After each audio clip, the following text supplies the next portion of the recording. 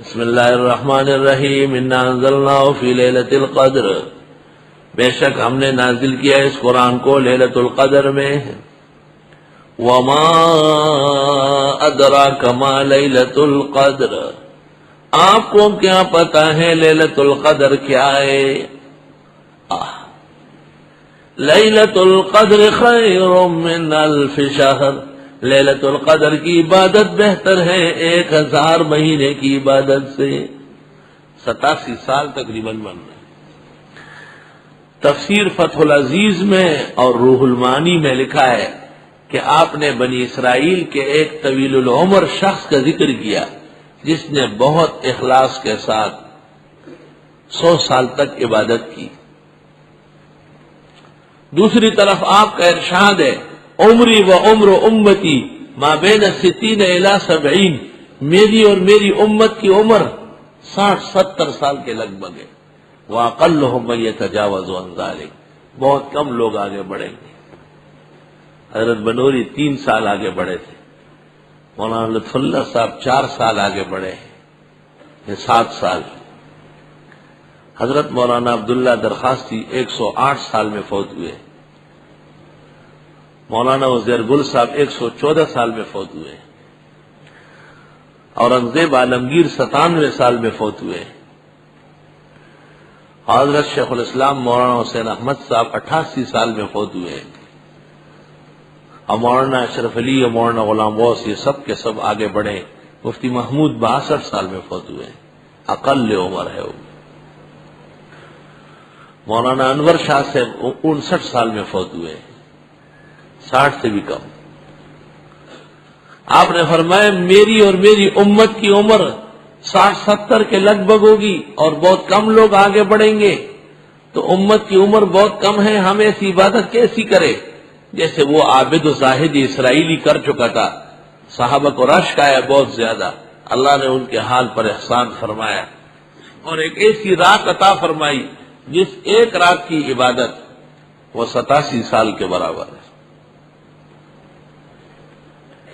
لیلۃ القدر جس کو فارسی میں کہتے ہیں شب قدر، مولانا روم فرماتے ہیں کہ خواجہ چجوئی یود شب قدر نشانی، ہر شب شب قدرست اگر قدر بدانی۔ کیا شب قدر کرتے ہو؟ تیرے لیے ہر رات احترام کی ہے، تجھ میں قدر و لیاقت آنا چاہیے۔ یہ رات گزشتہ شرائع میں صرف انبیاء کے لیے تھی، امتوں کو اس کی اجازت نہیں تھی۔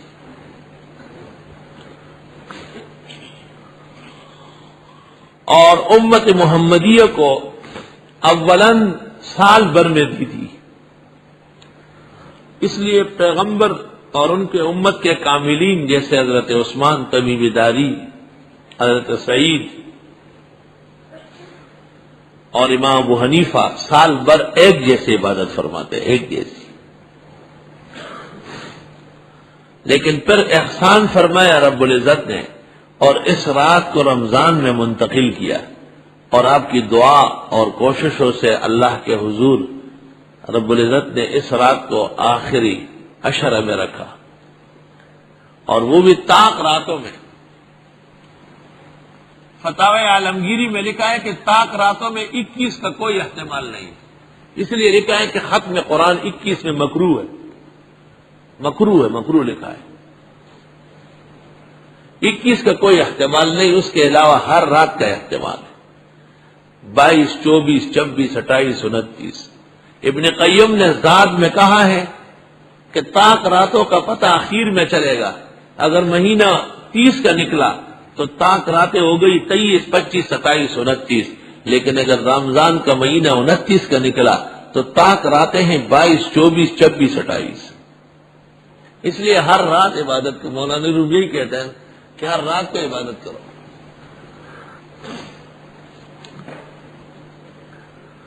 بخاری شریف میں ہے کہ رب العزت نے آپ کے ساتھ وعدہ کیا تھا کہ بس متعین کر کے دے، اور آپ بڑے خوش گھر سے نکلے۔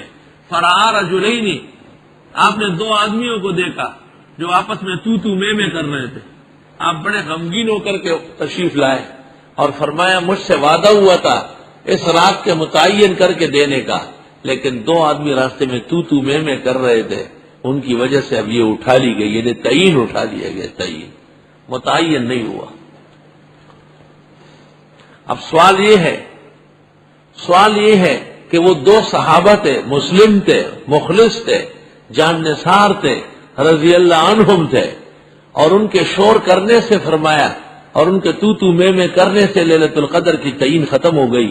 تو بزرگ راتوں میں جو بدعتیوں کی مسجدوں میں قیام اللیل کی جماعتیں ہوتی ہیں مکروہ تحریمی، ذکر بالجہر ہوتا ہے، ورفع الصوت فی المسجد حرام ولو بالذکر، قاری مرقات شرح مشکات میں لکھتے ہیں۔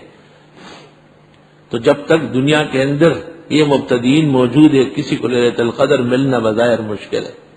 لیلۃ القدر کے لیے پہلے اس قسم کے بونکاروں کو ہٹانا پڑے گا اور ان کو شریعت کے زاویے میں لانا پڑے گا۔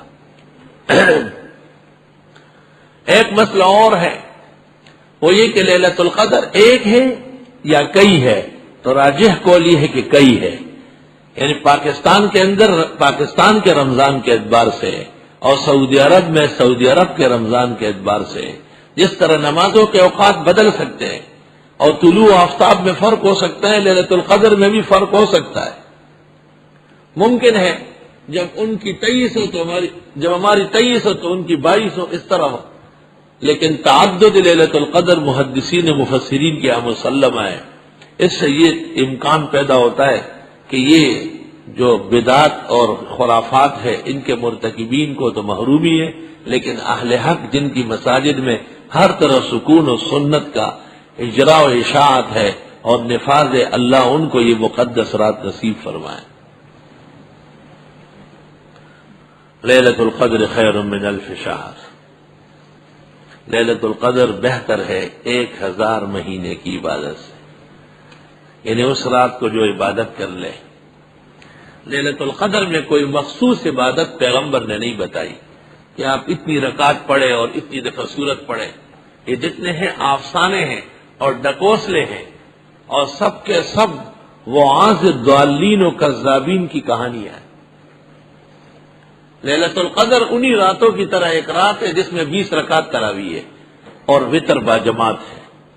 اگر کوئی مخصوص عبادت ہوتی تو حکم ہو جاتا کہ لیلۃ القدر کی تلاش میں آخری عشرے کے اندر وتر باجماعت نہ پڑھا کرے، کیونکہ وتر باجماعت پڑھنے کے بعد صبح صادق تک نہ قیام اللیل ہے اور نہ تہجد ہے۔ فیض الباری جلد 2 صفحہ 420 امام الاسر مولانا انور شاہ نے محمد ابن نصر مروزی کے حوالے سے لکھا ہے کہ سلف صالحین رمضان میں تراویح اور وتر پڑھنے والے کو قیام اللیل اور تہجد سے منع فرماتے تھے، اور تحاوی میں ہے کہ صحابہ و تابعین کی ایک جماعت وتروں کے بعد نفل پڑھ کر فرماتے تھے کہ وتر اور اس سے پہلے کی عبادات چھٹ گئی، سب بیکار ہو گئی، آپ نے اس کے بعد نوافل پڑھے۔ مضبوط مسئلہ ہے لیکن کمعقل لوگوں کی وجہ سے کمزور ہو گئے۔ لیلۃ القدر خیر من الف شہر، اگر میں نے فیض الباری کے اس سے پہلے کوئی اور حوالہ دیا تو وہ غلط ہے، آج دیکھ کے آیا ہوں۔ فیض الباری جلد 2 صفحہ 420 ہے، شاید بعض نسخوں میں 424 ہو۔